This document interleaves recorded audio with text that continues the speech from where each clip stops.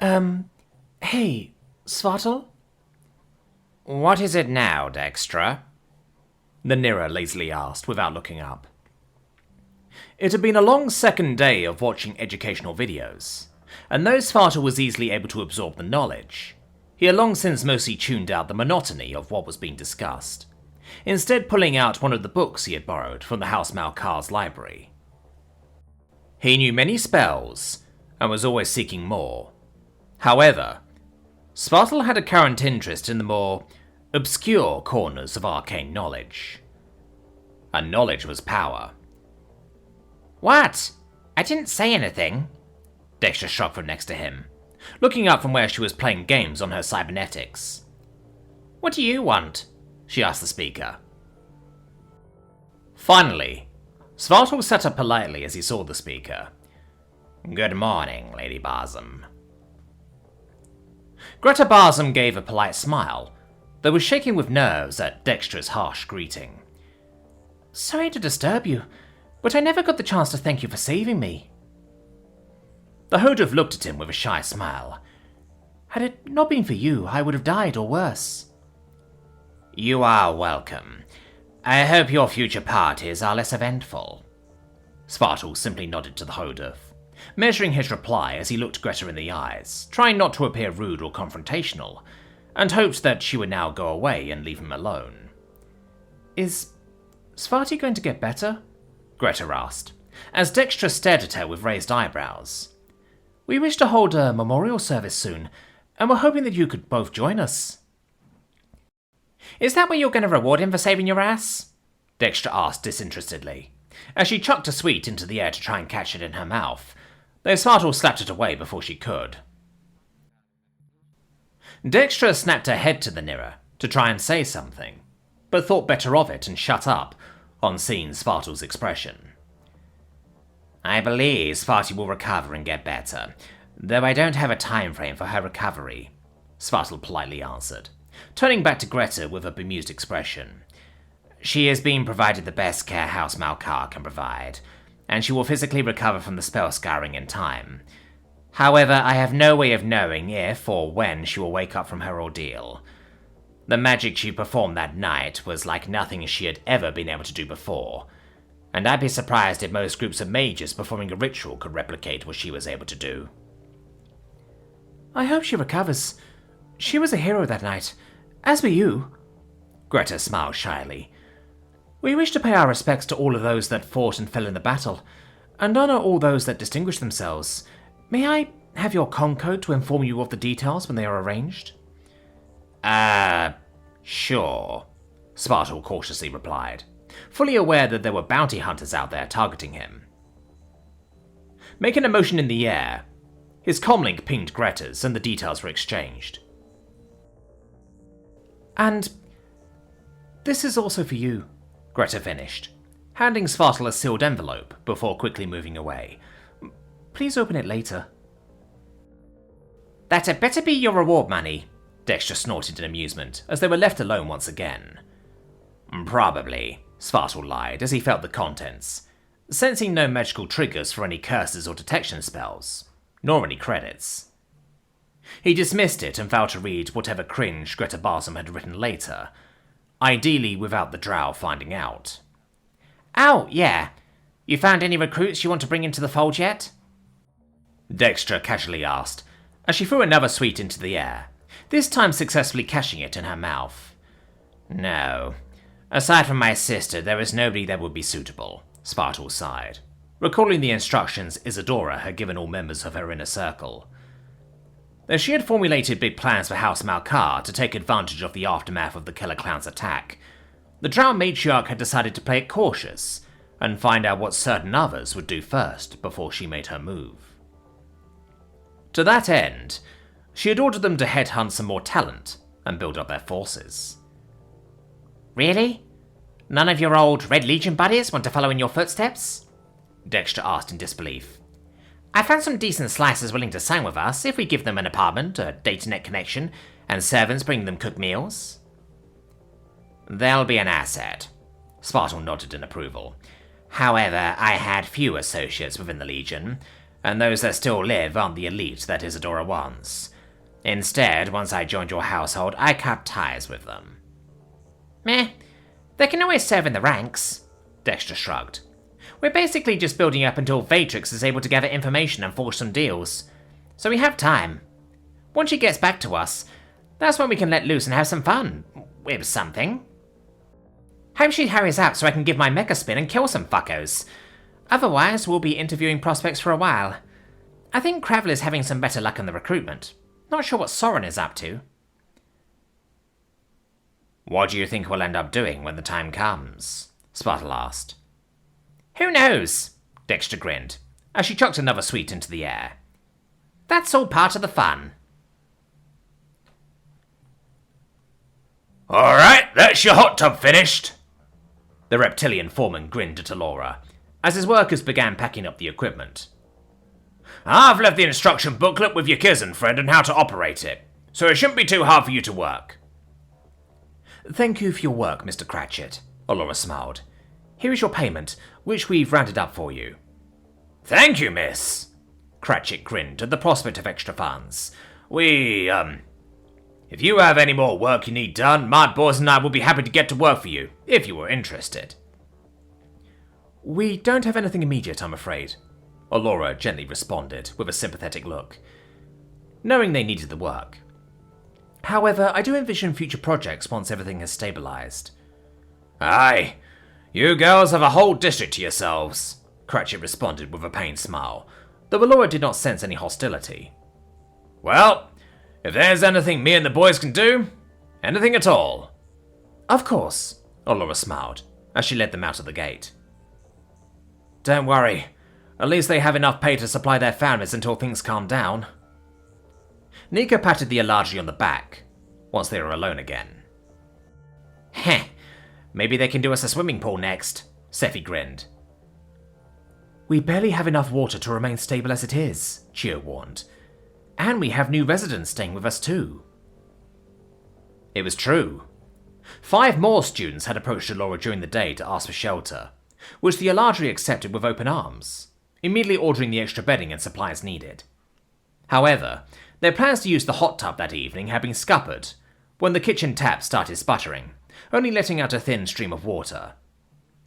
"Okay, so it's not a perfect hole," Jack sighed, as he tried to jimmy the end of a small piece of hose in at the top of one of the barrels, having used a knife and failing to do a perfect circle. But some of that expanding foam stuff should help.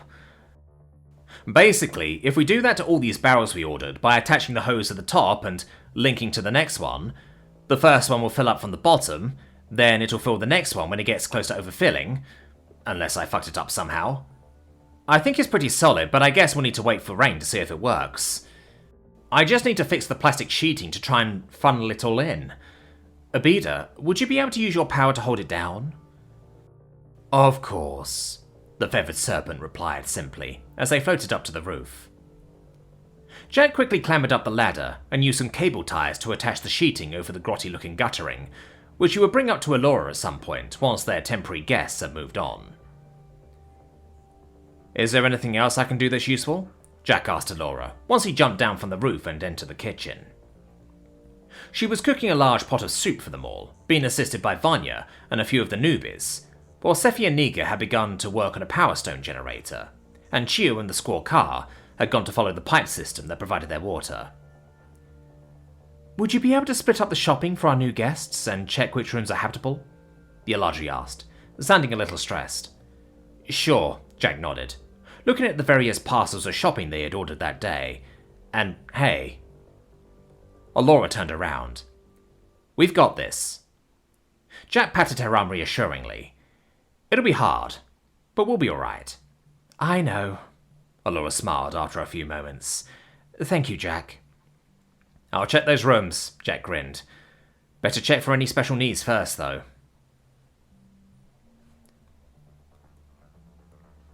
"So you believe that this ranching associate of yours may have work for us?"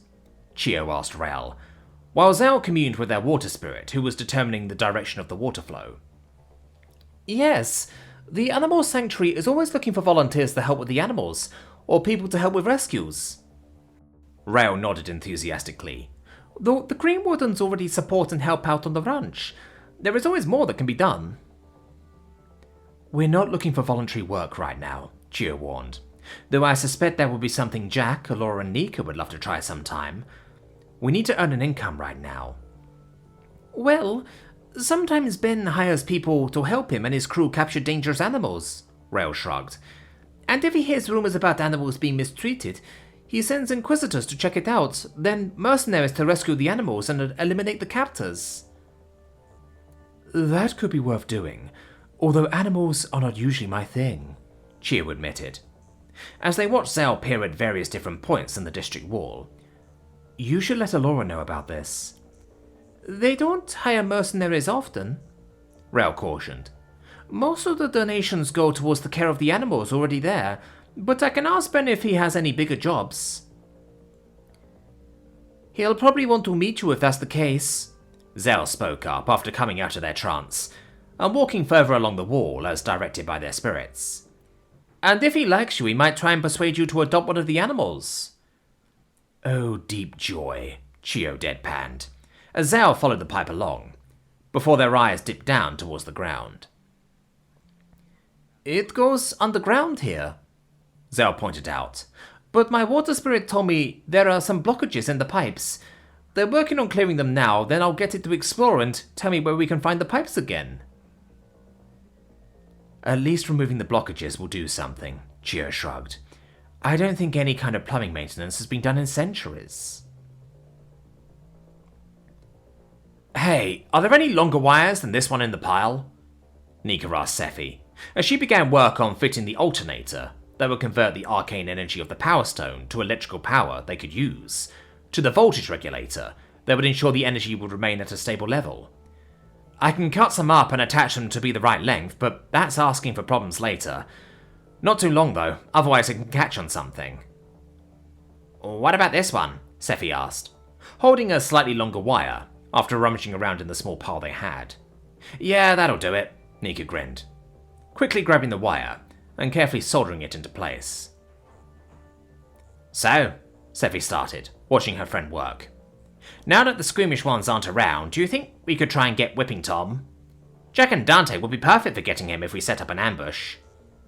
Heh, yeah, I think we could finally get that pervert, Nika grinned. But Alora's already said there's no way she'll act as a decoy. Do we really need a decoy? Couldn't we just hide on the rooftops with a few drones and rifles and wait for him to try and spank some rando on the buttocks before jumping down and shooting him in the balls?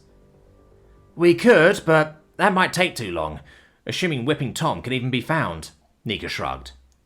He's been reported all over the city, so I wouldn't be surprised if it was more than one asshole doing it at this point. Definitely better if we use a law. Nika then grinned mischievously. Besides, I think you might make a better decoy, judging by how often Jack likes to catch a glimpse of your ass when he thinks nobody is looking. What? Ouch! Nia snarled in pain, as she tried to assume the form of Devil's Daughter, relinquishing her control as the burning sensation returned. You push yourself too much, Renna scolded her, not unsympathetically. You are still too weak to get back to work. I have little choice, Nia sighed. Commander Cocaine is making things worse by going after the wrong people and creating even more chaos. At this rate, another attack by the Killer Clown or someone else will finish Naganai for good. I doubt your appearance alone will solve everything, Renna noted. And if you reveal yourself before you are ready, you risk making things worse if you are seen to be vulnerable. Damn! Nia slumped into a heap on the floor after trying again. It just feels like everything we have worked for is beginning to crumble. It is simply the chaos which is to be expected, Renna argued. Head Whisperer Ratai thinks that each of the greater powers are waiting for the others to make the first move before they enact their own schemes.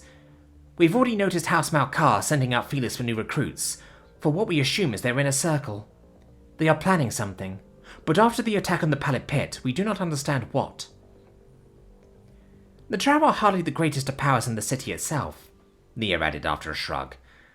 But they are certainly one of the most problematic factions when it comes to stirring trouble. However, as of this moment, they are not our primary concern. Grand Master Orvella spoke up from the door, causing both girls to turn around to look, seeing an anxious-looking head whisperer retire behind him. Master, what has happened? Renna asked, worried. 7 minutes ago, corporate forces on the Geosyn's Dynamix border opened fire on each other, when both sides simultaneously received an order from an unknown source to attack the other. The head whisperer told them with a frantic whisper. My informants don't know who gave the order, and both megacorps think the other instigated it. A third party almost definitely instigated the fight, and though I have no evidence, I also have no doubt who was behind it. Regardless, Grandmaster Orvella spoke grimly, the city is about to tear itself apart. So we know that the pipes come up about... Was it here? Rel pointed to a spot on the interactive city map, which Scifi was manipulating. It was there, and Zale's water spirit informed them that the pipes pass through some larger areas with many pipes. Perhaps a cistern? Chio added. Perhaps if we were able to find a way down there, we could find our extra sources of water. If we were able to siphon more water from the gloom paths rather than on the surface, I don't think we would get any problems from utility companies finding out. Scifi, do you know of any ways down? Laura asked. Nothing nearby, I don't think. The Scritter shook her head apologetically. I do have a map of possible locations that I hear from DataNet chatter, but if there was a gloom pass entrance near us, I'd probably know from memory. Zale, could your spirit find where the entrances are? Somehow? Jack asked, slightly embarrassed that he didn't know enough about what his friends could actually do. Sorry, Jack, but our spirits can only move through natural rock and soil, not metal tunnels. Zale scratched their head awkwardly. Jack might be onto something, though, Nika shrugged. Could it be possible to magic a survey drone down there and map it out? Maybe there's treasure too. Possibly, Allura allowed, but it might be better to offer money for information on any entrances. After all, we need a reliable supply of water much more than we need credits. Sure, I can send out some feelers, Scifi shrugged. I can have a few aerial drones on standby during the day, and if we get any potential hits tomorrow, I can just send them in for some aerial shots to verify, or we can check them out ourselves. Good idea, Allura smiled. Now the next thing we need to do is find a job or bounty to... She was suddenly interrupted, as they were all suddenly plunged into darkness, as all the lights in the house went out, and the interactive map turned off as the power completely went. Several screams could be heard all throughout the house, and Jack quickly scrambled to put on his shades to give him night vision. Is everyone alright? Jack called out into the dark house, hoping the screams weren't anything more than a few girls getting startled and overreacting. Allura whispered a few words and summoned a warm light that danced above them. Chio?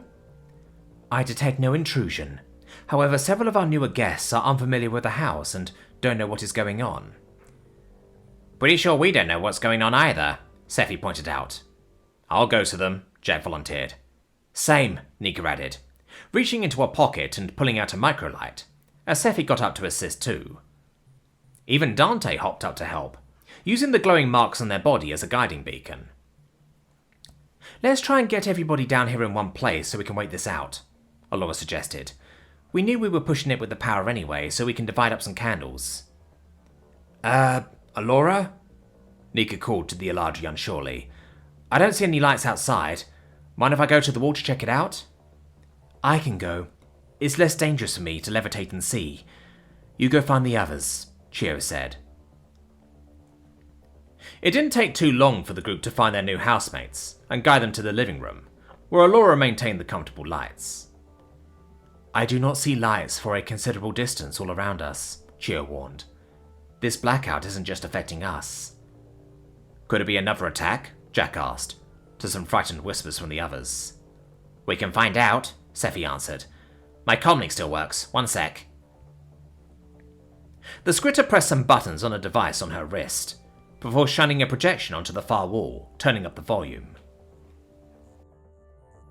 If you're just joining us, we have breaking news, the newscaster frantically reported.